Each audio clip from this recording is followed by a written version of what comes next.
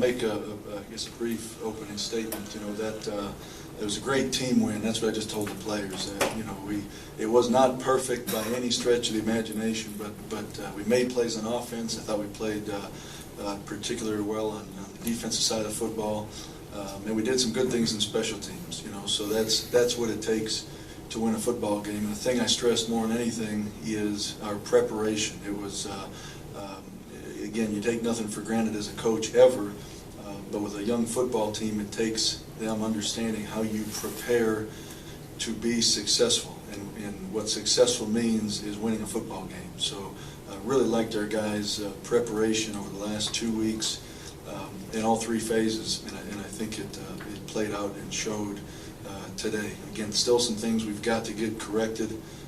You know, we had the 8 penalties, probably. I don't know the exact count, 5 or 6, but probably false starts. We still put the ball on the ground on a punt return, and then Ryan Jackson at the end of the game as well. And you know, so we got some things. We missed the 2 field goals, so it may never be perfect, but that's what we're striving for, and we'll always have some things to clean up, and those come to mind right now. But again, the thing I think I'm excited about sitting here in front of you at this moment is that, and I don't want to sound like a broken record saying we're a young football team, but I think we're going to enjoy over the course of the next 2 months watching this young football team grow up in front of our eyes, and to go out and prepare like they did the last 2 weeks and come away with the victory and to play and perform how they did in all 3 phases gives them confidence. That's what we need at this point. Tony, during the Bayou, some of your defensive leaders said that they kind of got together and kind of had one of those coming together moments where they talked about what was in front of them, just kind of go into maybe what the effect had and then what your defense did out there today and what was the pressure on Well, and it was, you know, what I saw our guys do the last 2 weeks, which quite frankly they hadn't done, is get together, and I'm not even talking about seniors necessarily, I'm not even talking about captains necessarily, you know, I'd be up there in the morning at 6:30 and there's 20 guys watching video at 7 a.m. on their own. You know, I passed by our Carl Lewis Auditorium, there's 20 players in there, I'm both on offense and defense, just watching video on a Monday, Tuesday, and a Wednesday morning, with no setup by a coach, no coach in there with them. You know, when you got guys that begin to do that, because that hadn't happened the first couple games, they start to take ownership, and they get so invested in the preparation that they're going to refuse to lose the game. And what we've talked about for years with our program is comparing a game to a test, to actually an exam. And when you go into an exam as a college student, go take a test, and you feel prepared and you're confident that you know the answers to the test you're about to take, you do well, you perform well. And that's, I think that's what you saw. I think that's what you saw this afternoon. Do you think the offense picked up some fluidity and some momentum with the Spencer touchdown play? I think they probably did. And you know, what you saw out there at times, when you talk about Daniel Spencer's touchdown, is players making plays. You know, I just grabbed Greenberry, and at the end of the game, he catches a ball and has the thing with one hand on his hip. I think it was a 3rd down conversion, might have been a 2nd down, but he, you know, gets up the field, kind of gets us in the red zone on that play. And those are players making plays for us, and that's, you know, when players make plays, it's contagious. And when you have success and you have enthusiasm and you have emotion, you know, football is an emotional game, and when you have that during the course of the game, you get momentum, and it can snowball a little bit. And I think you're right. I think you saw that a little bit with Daniel's touchdown catch. This is obviously what you want for yourself. You're talking to season about one, wasn't healthy, but this seemed to be the kind of game you could expect. That's exactly right. You know, and I think, and again, I glance at the stats. I want to see 24 carries and maybe 4 receptions. So, you know, and I think Joseph asked me this week, kind of pinpoint a number, and I said around 25, and that's 24 and 4 is 28. So that's you know, that's what we're shooting for. And I think the La Tech game, he touched it, I think, around 33 times, and that's fine too. You know, that was a 115 play game. So it's great to have him back. It's great to have him healthy. You know, he's a dynamic player, and what we talked about this week as an offensive staff is he may rush for 3, he may rush for 2, but at some point he's going to break when to make a guy miss and take it 50, and I think we saw that a couple times tonight. To have the offense balanced out today like you had it, with Pylon and Sims both getting enough attempts with the ball, pretty much helped you all out and run and do what you needed to do, progressive and moving forward. And the question exactly in terms of the balance of the offense? Yes. Yes, and that's something that's important for what we do offensively. You know, and again, people I think have a perception of us offensively that all we do is throw the football, and that's not the case. You know, so we want to be balanced, and again, not being where we're going to bang our head against the wall. If the team's going to stack the box and try to eliminate the run, then we're going to have to rely on the passing game. But we'd like to be balanced and take what the defenses give us. But in a perfect world, what we did this afternoon is what we'd like to do every week. You know, run the football, establish a run, and then set up some play action throws and take shots down the field when we think it's appropriate.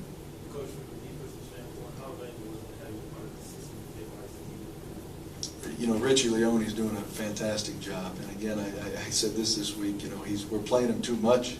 We don't like to punt the football around here very often, but I think he had 4 punts today, and you know, he's again, as a true junior, he's doing a fantastic job changing the field position, and that goes back to your question as well. You know, that's momentum. When he hits a punt, and I don't know the distance of that one. I might have saw 62 yards, but you know, as it sends that punt returner back to catch it, and then all of a sudden you run down the field, and you got guys making tackles there and jumping up and down and getting excited, and your defense is around the field.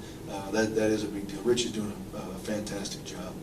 Tony, just a young quarterback today, but your 5 turnovers to UCLA in the game you played today. It just seems like your defense is better than the ranked defense. Well, you know, I was on the radio this week, and I don't remember who I was with, but somebody asked me, what grade would you give your defense at this point in the season? And my answer was, you know, I'm not really interested, no offense to the question, in putting a grade on our defense right now. You know, I look at the first game of the year. We've played 4 now. I look at the first game of the year. They were on the field 44 minutes. So that's tough. No excuses. I'm not making excuses for them in that game, but that's tough to be on the field 3/4 of the game.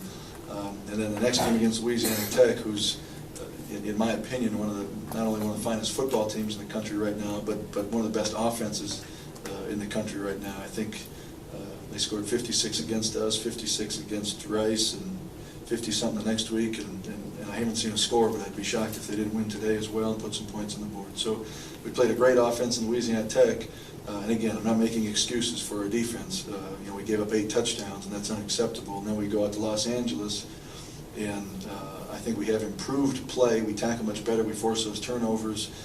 We still give up 30 points. You know, they scored 7 defensively.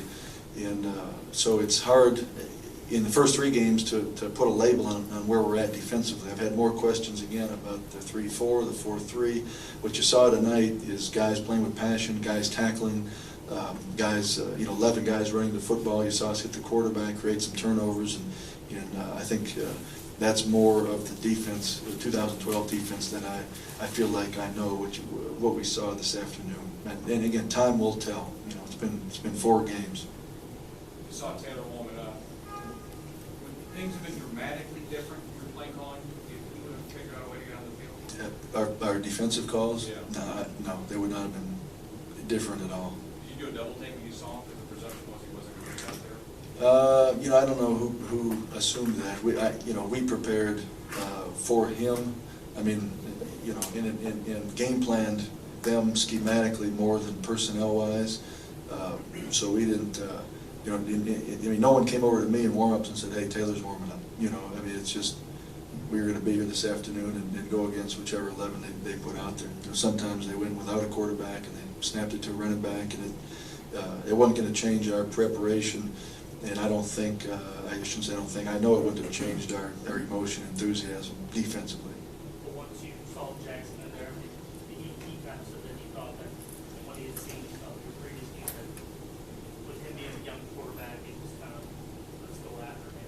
Did you blitz a little bit more at some point, or is this kind of the way you wanted to do it regardless? No, this was the way we were going to do it regardless. You know, Taylor, and Taylor's doing a great job, and he's really thrown the ball well, but his most dangerous trait, in our opinion, going in was the ability to run the football from the quarterback position. So we wanted to, in a lot of you probably saw this, but we were spinning safeties down to try to get an extra guy in the box pre-snap to take away the quarterback run game. And again, regardless really which quarterback they played with today. Those two seem to be all over the field, especially early on. Philip Stewart, he's. It's ironic you asked that because I was just staring at him in the locker room as I addressed the team. He's a guy. Again, it seems like he just got here and came in as a true freshman, played on special teams, and also because of an injury ended up starting almost the entire season at linebacker for us as a true freshman. Now he's a senior, and he's a guy that. The way I think of him is he gives everything he's got, and I think when you look at him on the field after a series and he's coming off, he almost looks like he can barely get himself off the field.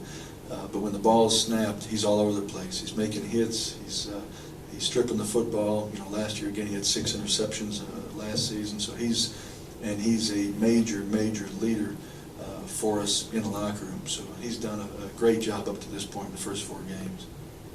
Stewart and Trayvon Stewart, who played very well today in the secondary. Talk about his performance. Trayvon's doing a great job,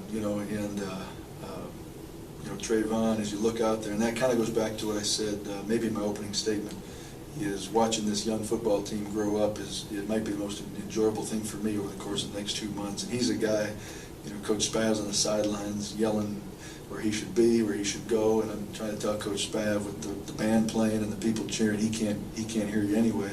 And he made some mistakes tonight. All of a sudden I hear Coach Bryant on the headset saying we're missing the zone. This player should have been in the seam. This guy should have spun down. And all of a sudden there's a TV timeout. There's Coach Spav telling him, and he's making a couple freshman mistakes. But you're exactly right. I didn't glance at what he did statistically, but he's a guy from the moment we started practice in August that just is around the football, making tackles, making interceptions, and has been a spark for us. And that's where, and again, I know going back to the question defensively earlier, it wasn't, we weren't proud of anything in the first 3 games of the season, but with these young guys, just trying to find spots for them. And again, Trayvon came in as a defensive back, a high school defensive back, running back, and kick returner.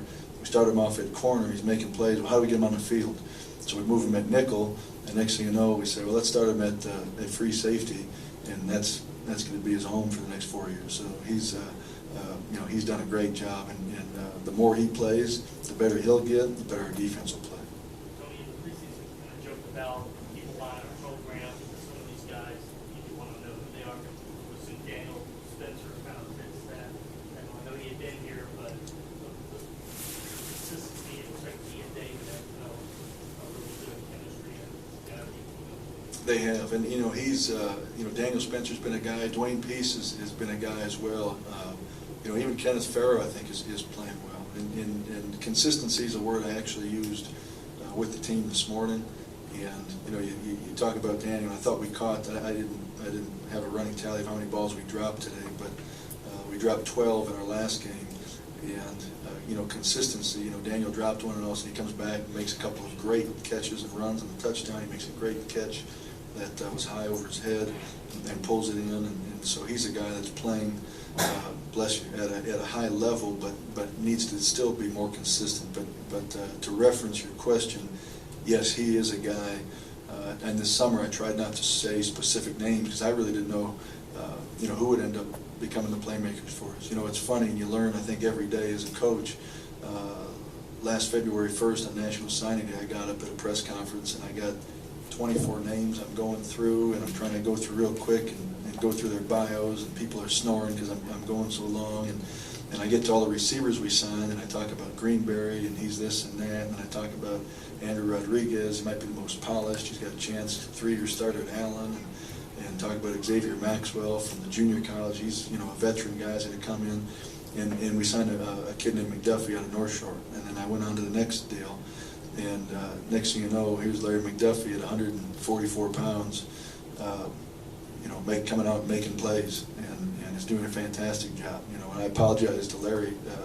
after I did it in February, but you never know. And he's a guy, and that's why I hesitated this summer to start speculating on which young receivers would come to the forefront, because he's a guy that's all of a sudden showed up and has made plays and is way ahead of the the learning curve that a typical freshman would have.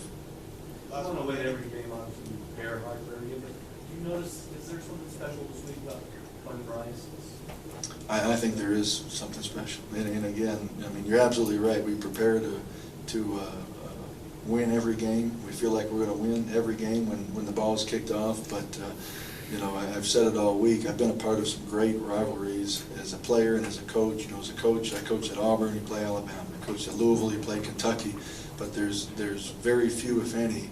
And I said this at the luncheon the other day, to where you could be driving to work at 5 in the morning and pull into a gas station in Missouri City and get out of your car to put some gas in and look over and say, "Hey, good morning, Coach Bailiff." And he says good morning to you as he's filling his car up as well. So our coaching staffs know each other, our players know each other. We got a bunch of our players who went to high school with theirs, and there's players on their team that we recruited as a staff, and players on our team that they recruited. So I think that makes it so unique. And being so close, it's something that while those other programs, obviously for the next 12 months have the bragging rights, they're not within necessarily the same city. So I think that really makes it special, and I think that's where you see, and I said this earlier in the week, it's a typical rivalry game. Throw the records out; they don't mean anything once you kick off Houston versus Rice. Thanks, Coach. Thank you. Coach, were the players